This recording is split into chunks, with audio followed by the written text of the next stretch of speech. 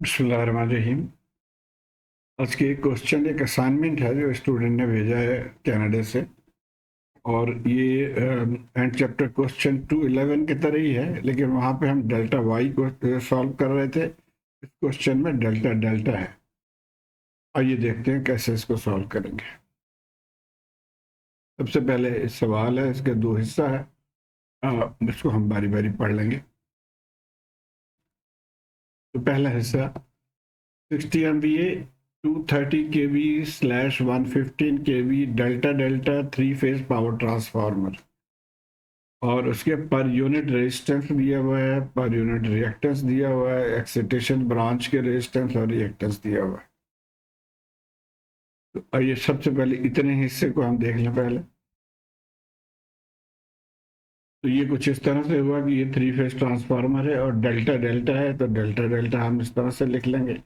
इसके पावर कितने हैं? 60 MVA, तो दोनों साइड पर 60 MVA। प्राइमरी साइड 230 kV, और ये हमेशा लाइन टू लाइन वोल्टेज होता है। इसी तरह secondary side line to line voltage 115 kV है।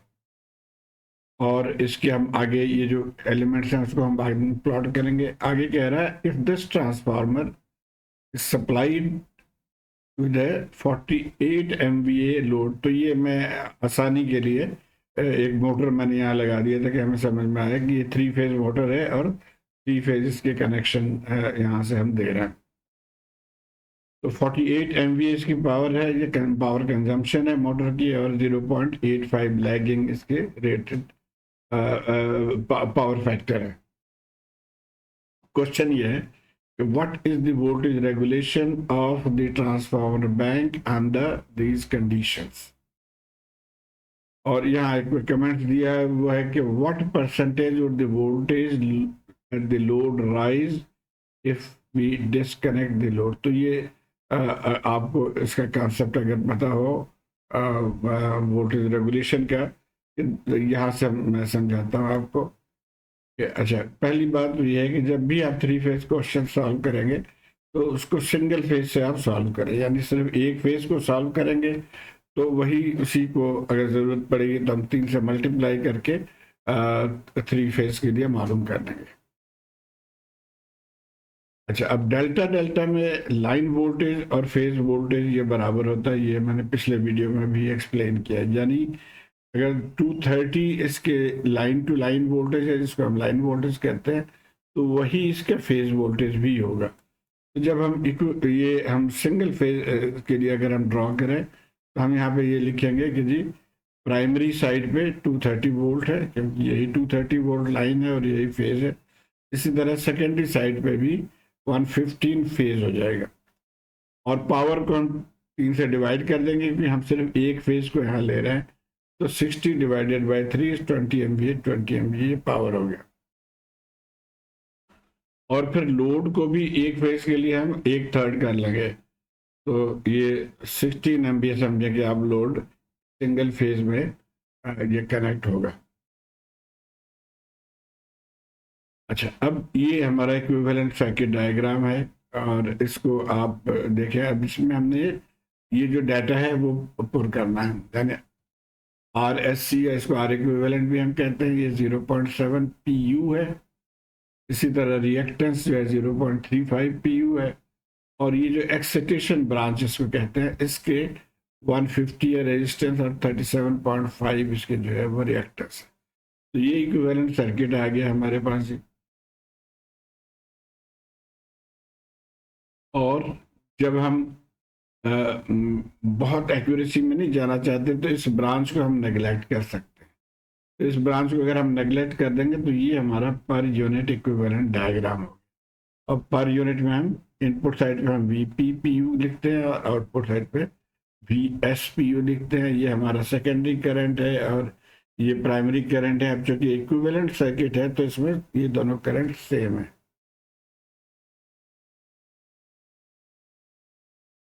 क्या वोल्टेज रेगुलेशन के लिए कई इक्वेशन है, हमें पर यूनिट के लिए ये इक्वेशन गिवन है तो हम इसको यूज करेंगे। अच्छा, अब इसको यूज करने के लिए हम पहले यहाँ पे KVL इक्वेशन लिखेंगे। अब हम यहाँ से चलना है तो -VPU प्लस आई एस, ये लोड साइड पे करंट जो है उसको हम लेते हैं, तो आई एस हम ले लेंगे, I S multiply by this, I S multiply by reactive term, और ये वी एस पी यू। और यहाँ से हम नेगेटिव साइन को ख़त्म कर देंगे, यानी इसको अगर हम उधर ले जाएं तो कुछ इस तरह से आ जाएगा। उसके बाद हम वी एस, अब ये देखिए यहाँ पे क्या है, V P minus V S, तो हम वही करेंगे, उसके लिए हम इसको लेफ्ट साइड पे ले जाएंगे। अच्छा, लेकिन हमने आगे इसको हमें करंट की भी रिक्वायरमेंट है, आई एस पर फेज मालूम करना या पी यू मालूम करना, तो वो हम इस लोड के ज़रिए मालूम करेंगे। जब ये लोड कितना है 16 MVA, 1/3 से हमने डिवाइड कर दिया था। और अब यहाँ पे सेकेंडरी करंट कितना होगा, जो लोड पावर, लोड को सप्लाई चूंकि वो करंट कर रही है, तो लोड पावर डिवाइडेड बाई जो यहाँ पे वोल्टेज है, वो वोल्टेज है वी एस। तो लोड पावर एक फेज के लिए 16 MVA हो गया, और वी एस 115 है। वो जो यहाँ पे हमने देखा था कि नो लोड वोल्टेज, यही वोल्टेज यहाँ पे भी होगा जब तक कि लोड उसको डिस्टर्ब ना करे। तो हम यही एस्यूम कर रहे हैं कि ये 15 के भी यही यहाँ पे है। तो इस तरह से हमने सेकेंडरी करंट मालूम कर लिया। तो सेकेंडरी करंट के फेज एंगल भी हम मालूम कर सकते हैं, चूंकि हमें पावर फैक्टर की बने। बहरहाल अब ये हमने इसको पर यूनिट में कन्वर्ट करना है, क्योंकि बाकी चीज़ें सारी पर यूनिट में है, आई एस भी पर यूनिट में है। पर यूनिट कन्वर्ट करने के लिए हमें करंट की भी बेस चाहिए, बेस करंट चाहिए।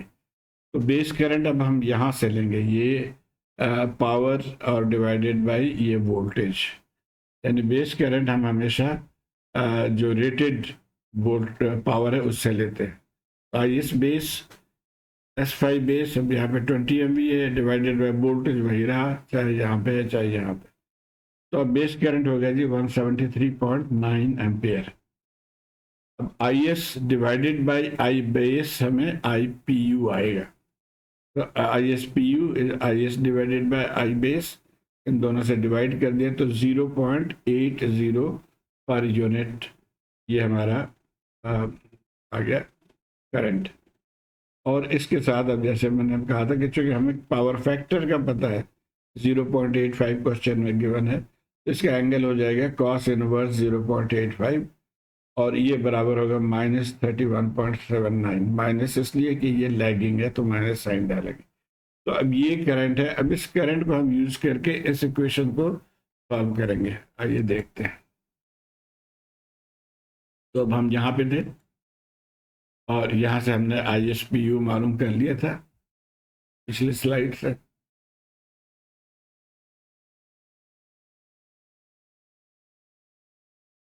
और इस इक्वेशन में अब वैल्यूज जो हमने मालूम किए थे वो पुट करेंगे।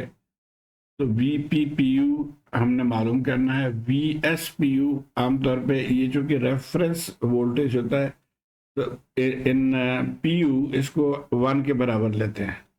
अदरवाइज भी आप अगर चाहें तो यहाँ से आप निकाल सकते हैं जो actual voltage divided by base voltage. तो इन यहाँ पे यही दोनों है, यानी एक्चुअल वोल्टेज भी 115 kV है और बेस वोल्टेज भी हम इसी को ही लेंगे 115। तो 115 डिवाइडेड बाय 115 तो 1 हो जाएगा, तो ये 1.0 PU आ गया। उसके बाद ये हमारा करंट आ गया, इसके साथ ये जो रिएक्टेंस है 0.7 प्लस 0.J35, तो इसको मल्टीप्लाई कर लेंगे तो VPU आ गया 1.2199। तो अब हमें इसके तीनों कंपोनेंट्स, दोनों कंपोनेंट्स मिल गए हैं। तो अब यहाँ से हम VR मालूम कर लेंगे। तो VR इज VPU जो कि हमने यहाँ से निकाल लिया, और VS हमने 1 ले लिया है, VS उसको आप फुल लोड कहे हैं जो। तो ये वैल्यू जब हम यहाँ पे पुट करेंगे 1.2111, तो हमारा वोल्टेज रेगुलेशन जो है 21% आ गया।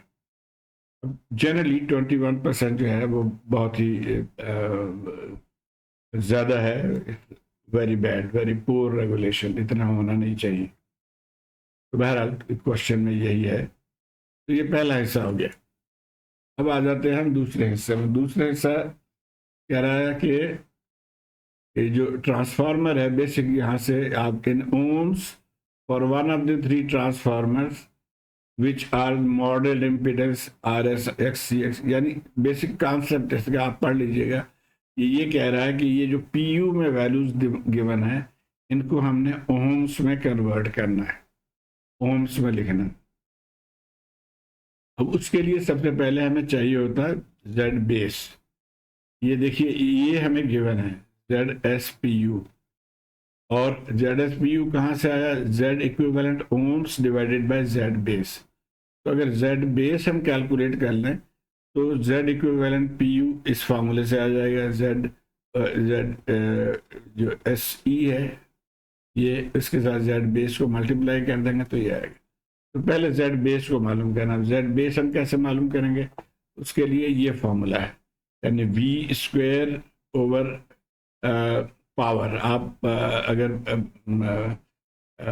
फॉर्मूला पावर का अगर आपको याद हो तो हम लिखते हैं वी स्क्वेयर ओवर आर, तो वहीं से अगर आर को हम इधर ले जाएं तो पावर यहाँ पे लेके आएंगे तो वो फॉर्मूला आ गया V base square over S base, S power के लिए हम लिखते हैं।